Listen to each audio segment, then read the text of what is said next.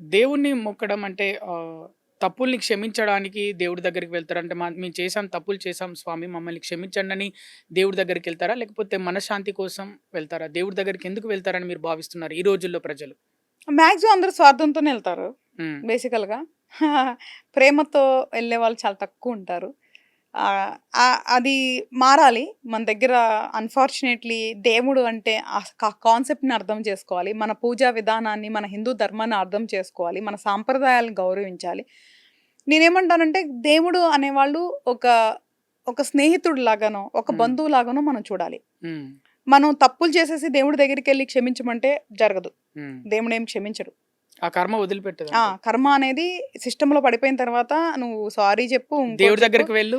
ఇంకోటి చెప్పు అవ్వదు. కానీ పశ్చాత్తాపం పడటం వల్ల అంటే హ్మ్. నువ్వు జెన్యూన్‌గా నీకై నువ్వు పశ్చాత్తాపం పడితే అప్పుడు తగ్గుతుది. కానీ దేవుడి దగ్గరికెళ్ళి చెప్పినా, చెప్పకపోయినా కూడా అది పనిచేస్తది. అదే కోర్ట్‌లో తప్పు ఒప్పుకుంటే శిక్ష తక్కువ పడే అవకాశం ఉన్నట్టు. లేదు నాన్న. అది ఇక్కడ వర్కౌట్ అవ్వదు. హ్మ్. కర్మ సిద్ధాంతంలో అది వర్కౌట్ అవ్వదు. హ్మ్. ఎందుకంటే court is little different than the హ్మ్. కర్మ సిస్టమ్. హ్మ్. ఎందుకు అంటే మనకెప్పుడు కూడా కర్మ సిస్టమ్‌లో మనకంత ఇన్‌స్టంట్‌గా రావు గదా! హ్మ్. It takes time. ఎప్పుడొస్తది, ఎప్పుడు రావాలి అనేది సమయానుకూలంగా జరుగుతది. దేవుడి దగ్గరికెళ్ళి క్షమించమని అడిగినంత మాత్రాన కర్మ తగ్గదు. కానీ నిజంగా, నిజంగా గనక క్షమాపణ అంటే మనం పశ్చాత్తాపపడితే దేవుడి దగ్గరికెళ్ళి చెప్పినా, చెప్పకపోయినా కూడా దానికి ఫలితం ఉంటది. అర్థమైంది కదా నాన్న? అంటే అర్థమైంది. దేవుడు అనే అతను ఎప్పుడైతే మనం దేవుడు అంటున్నామంటే ఇట్స్ పవర్ కదా! శక్తి అవునవును. కదా! So, they never encourage the అధర్మ. దేవుడు ఎప్పుడు అధర్మాన్ని ఎంకరేజ్ చేయడు. చిన్న కాన్సెప్ట్. మన ఇష్టం వచ్చినట్టు చేసేసి దేవుడికి పూజలు చేస్తే క్షమిస్తాడంటే నో. ఒప్పుకోరు. అవ్వదు అట్లాగా. దట్ హ్మ్. Is very foolishness. అంటే బ్రైబ్ చేయడానికి ఆయన ఎవరన్నా మీ పక్కింటోడా? లేదంటే సో కాల్డ్ సిస్టమ్‌లో ఉన్నోళ్ళా? డబ్బులకి లేదంటే హ్మ్. బెంచ్ కింద డబ్బులకి ఆటిలకి ఈటిలకి మనిషి కాదు కదా! God, supreme God. మన సనాతన ధర్మం గాని మనకేదైతే ఇది డిఫైన్ చేసి పడిందో ఎవ్రీథింగ్ అకార్డింగ్ టు ధర్మ. ఎవరైతే ధర్మాన్ని పాటిస్తారో వాళ్ళు పూజలు చేసినా చేయకపోయినా దేవుడు వాళ్ళతోనే ఉంటాడు. సో, దేవుడు అంటే ఎవరైతే మనం చెప్తున్నాం సుప్రీం లార్డ్ ఆ శక్తి అని మనం నమ్ముతున్నామో వాళ్ళు కేవలం ధర్మాన్ని పాటించే వాళ్ళతో మాత్రమే ఉంటారు. అంతే. ఆ! పూజలు ఇంకా మన మంత్ర జపాలు ఇవన్నీ మనకి శక్తినిస్తాయి. మైండ్ చాలా క్లారిటీ ఇస్తాయి. పాజిటివ్ ఎనర్జీ ఇస్తాయి. చెడు కర్మని తగ్గిస్తాయి. హ్మ్. బట్ కానీ పూర్తిగా ఏది కూడా తొలగించవు. నిజంగా కర్మ ఫలం అనేది ఉంటదా? మనం చేసే పనిని బట్టి కర్మ ఫలం అనేది సిద్ధిస్తుందా మేడం? చేసిన దానికి ఒక రిఫ్లెక్షన్ రావడం అది కర్మ. నువ్వు చేసిన దానికి ఇలా జరిగింది అనండి.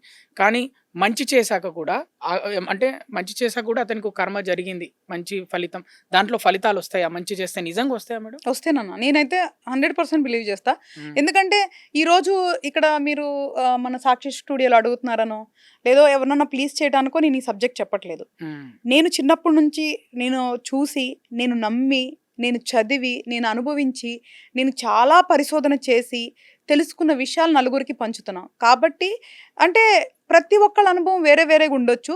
కానీ 100% మనం మంచి చేస్తే మంచొస్తది, చెడు చేస్తే చెడొస్తదని మనం నమ్మాల్సిందే. వేరే ఆప్షన్ లేదు. ఎందుకంటే కర్మని పూర్తిగా నేను సైన్స్ సిస్టమ్‌తో నేను కంపేర్ చేయను. But there is some similarity. నేను ఇంతకు ముందు చెప్పినప్పుడు ఎప్పుడు if there is an action opposite reaction ఉంటది కదా! ఇప్పుడు మనం న్యూటన్ లా ఇవన్నీ చెప్పుకుంటున్నాం కదా! అది మనకెందుకు అప్లికేబుల్ అవ్వదు? ఇప్పుడు డెఫినిట్‌గా అప్లికేబుల్ అవుతది కదా నాన్న! సో, మనం ఏమైతే చేస్తామో అది తప్పకుండా రిజల్ట్స్ వస్తాయి. ఇప్పుడు నువ్వు యాపిల్ ఇత్తనం వేసావు నాన్న. యాపిలే వచ్చిద్ది కదా! జాంకాయ రాదు కదా! అవును. మరి అంటే నువ్వు చేసే పనికి ఫలితం వస్తుంది కదా! దాన్ని నువ్వు చక్కగా నీళ్లు పోసి, ఏ దానికి విత్తనం వాడితే ఎరువులేసి ఆ చెట్టే వస్తది. అంతే. సో, హ్మ్. అలాగే మంచేస్తే మంచొస్తది, చెడేస్తే చెడొస్తది. 100% ధర్మాన్ని ఫాలో అయితే ఈ ప్రపంచంలో ఎవ్వరిని కేర్ చేయనవసరం లేదు, భయపడవసరం అవసరం లేదు. నాకే కొన్ని చాలా ఎగ్జాంపుల్స్ ఉన్నాయి నా లైఫ్‌లోనే. ఎందుకంటే నాకు తెలిసి నేను ధర్మం పాటించడం తప్ప పెద్ద గొప్ప పనులైతే నేనేం చేయలేదు. బట్ అదే చాలా టఫెస్ట్ జాబ్ అనమాట. అంటే ధర్మంగా ఉండటమే బిగ్గెస్ట్, టఫెస్ట్ జాబ్ అవును. నాకు తెలిసి ఒక ఎప్పుడు మనిషికి. అంటే పరీక్షించే వాళ్ళు పంచభూతాలు పరీక్షిస్తాయా? మనుషుల్ని దేవుడు పరీక్షిస్తాడా? లేకపోతే చుట్టుపక్కలున్న పనులా? లేకపోతే వ్యక్తులు మనల్ని పరీక్షిస్తారా? ఆ సిట్యుయేషన్స్ అట్లా క్రియేట్ అయితాయా? మనం ఇంత మంచిగుందాము, ఇంత ధర్మంగా, ఇంత పద్ధతిగా ఉందాం అనుకున్నా కూడా అది ఈ రోజుల్లో అది కాని పరిస్థితి ఎవ్వరి వల్లనైనా కూడా ఏదో ఒక క్షణంలో మనం కోపం వస్తది. లేకపోతే తట్టుకోలేని బాధొస్తది. ఎంత కంట్రోల్ చేసినా కూడా. అది ఎలా జరుగుతది? అసలు ఇంత కంట్రోల్‌లో ఉండకుండా ఎలా మనం బర్స్ట్ అవుతాం? కారణం ఏంటి? అమ్మా ఇదంతా మనలో జరిగే ఘర్షణ అదంతా. ఎవ్వరో ఏదో చేస్తే రాదు. అదే నీ వ్యక్తిత్వం. అంటే వాళ్ళు చేయటం వల్ల నువ్వు రియాక్ట్ అవుతున్నావు అంటే అది నువ్వు. ఉమ్, రియాక్ట్ అవ్వాల్సిన అవసరం ఏముంది? నువ్వు అవ్వద్దు అనుకుంటే అవ్వకూడదు కదా! ఉమ్, దట్ నువ్వు. అంటే నిన్ను నువ్వు కంట్రోల్ చేసుకోవాలి ఫస్ట్.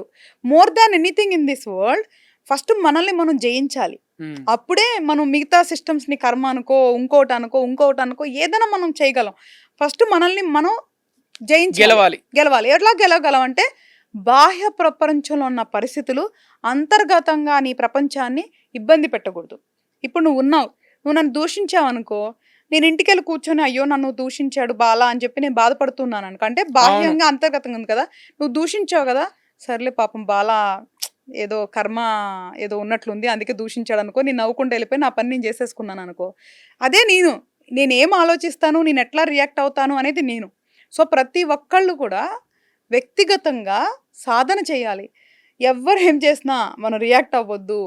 మనం ఎవరేం చేసినా మనం తప్పు చేయొద్దు. ఎవరేం చేసినా మనం ధర్మం తప్పొద్దు అని ఎవరికి వాళ్ళు గనక మనం సెల్ఫ్‌గా స్వయంగా మనల్ని మనం ట్రైన్ చేసుకుంటే ఒక అద్భుతమైన వ్యక్తి బయటకొస్తారు. సో ఎప్పుడు కూడా పరిస్థితుల వల్ల చేసామనేది నో. నేను హెల్ లాట్ ఆఫ్ ఎగ్జాంపుల్స్ చూపిస్తాను. ఒకే సిచ్యువేషన్‌లో మల్టిపుల్ పర్సన్స్ మల్టిపుల్ డెసిషన్స్ తీసుకుంటారు. అవును. It is about them. వాళ్ళ వ్యక్తిత్వం. మన వ్యక్తిత్వాన్ని మనమే కదా మార్చుకోవాలి.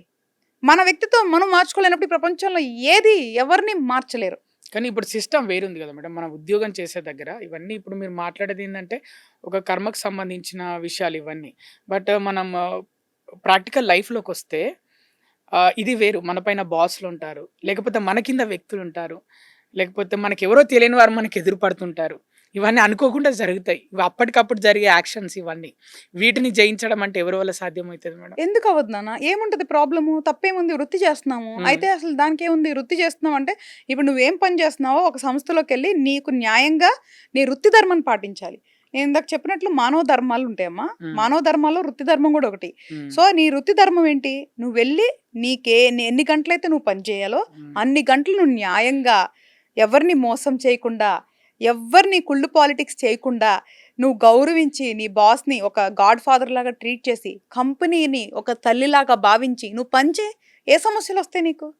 ఎందుకు వస్తాయి? నువ్వు ఒకవేళ అతను అంత నీతిగా నిజాయితీగా పని చేసినప్పటికీ కూడా వేరే వాళ్ళ చుట్టూ ఉన్న వాళ్ళు పాలిటిక్స్ చేసి అతన్ని ఇబ్బంది పెడితే అప్పుడు ఇబ్బంది ఎందుకు? అదే చెప్తున్నా. బాహ్య ప్రపంచం వల్ల అంతర్గతంగా ఇబ్బంది వస్తుందంటే అది నీలోని తప్పు, వాళ్ళ తప్పు కాదు. అంటే మన కర్మని మనమే డిసైడ్ చేసుకుంటాం, వేరే వాళ్ళు కాదంటారు. అసలు వేరే వాళ్ళు ఎందుకు చేస్తారు? అసలు నీ కర్మకి నువ్వే పాత్రదారుడివి. అసలు వేరే వాళ్ళు ఎవ్వరు లేరు. ఎవ్వరు ఒకళ్ళు చేసేదానికి వాళ్ళు నిన్ను ఇబ్బంది పెడుతున్నందుకు వాళ్ళ కర్మ వాళ్ళు ట్రిగర్ చేసుకున్నారు ఆల్రెడీ. వాళ్ళు దానికి రిజల్ట్స్ అనుభవిస్తారు. కానీ వాళ్ళు చేసేదానికి నువ్వు సంతోషంగా ఉండాలా, బాధపడాలనేది నీ చాయిస్ కదా. అవును. సో దానికి కర్మకి సంబంధం లేదు. ఇది వ్యక్తిగతం. అంటే ఎలా రియాక్ట్ అవుతావు నీకున్న పరిస్థితుల్లో అనేది వ్యక్తిగతం. కానీ ఎప్పుడైతే ఒక కంపెనీని, ఒక వ్యవస్థని తల్లిలాగా భావించి మనం గనక చాలా పవిత్రంగా, ధర్మంగా కనుక పనిచేస్తే చాలా వరకు సమస్యలు తక్కువ వస్తాయి. ఏదొచ్చినా నవ్వుతూ మనం ఎదుర్కోవాలి, స్వీకరించాలంట. అంతే. సాక్షి టీవీ ప్రసారాలను నిలిపివేయడం చట్టరీత్యా నేరం. సాక్షి టీవీ ప్రసారాల కోసం మీ స్థానిక కేబుల్ ఆపరేటర్ని వెంటనే సంప్రదించండి. DTHలో, ఇంటర్నెట్లో కూడా సాక్షి టీవీ ప్రసారాలను వీక్షించవచ్చు.